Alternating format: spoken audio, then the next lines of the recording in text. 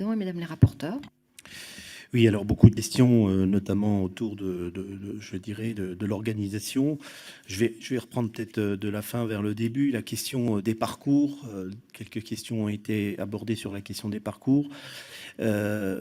Je crois que là, il faut vraiment qu'on puisse peut-être évoquer la possibilité d'un référent professionnel, un professionnel référent ou coordonnateur de ces parcours, qui puisse être l'interlocuteur privilégié de l'ensemble des professionnels, des familles et des patients. Nos amis canadiens parlent de case manager. Il faudrait qu'on trouve un autre terme qui parle plus que simplement le manager de cas, mais qui soit vraiment un coordonnateur, qui soit l'interface du social, du médical, du familial, du culturel. Donc quelqu'un qui puisse être un interlocuteur à visage humain, de face à face, pour qu'on puisse savoir à qui faire plutôt qu'une plateforme technique ou numérique ou télé, je ne sais de quoi. Donc là, la question vraiment, c'est celle de trouver cet élément humain qui puisse coordonner les choses.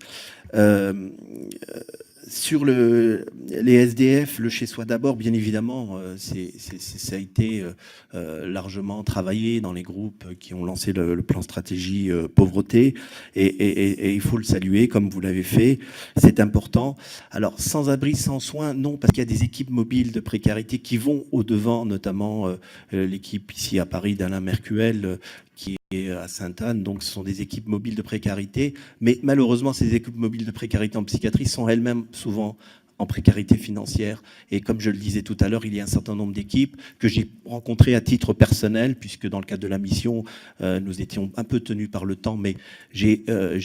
insisté à ce que je les rencontre personnellement, et le relais c'est qu'elles sont en grande difficulté. Pour certaines, elles ont été obligées d'arrêter leur mission,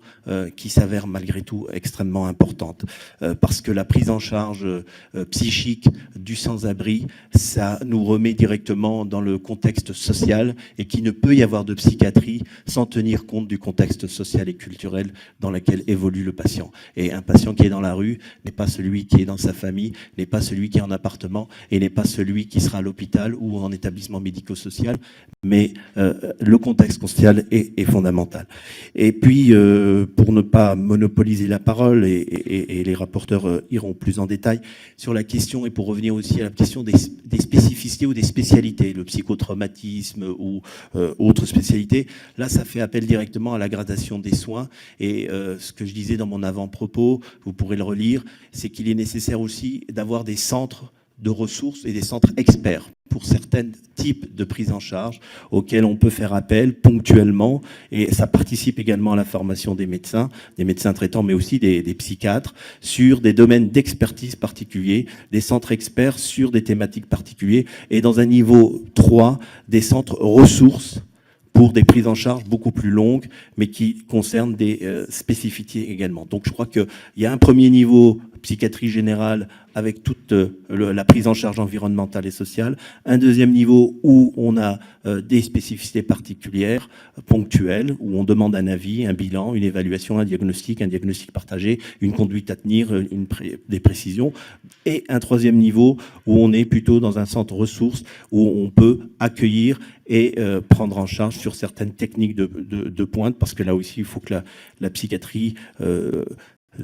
n'est pas seulement une spécialité médicale, elle est aussi une spécialité sociale, culturelle, anthropologique, etc. Donc la psychiatrie est vraiment au carrefour, et ça a été souligné, de l'ensemble des problématiques que peut connaître notre société, et c'est une caisse de résonance de toutes les problématiques, et c'est pour ça qu'il faut qu'elle soit en multidisciplinarité et en coopération, en collaboration, en pratique de réseau.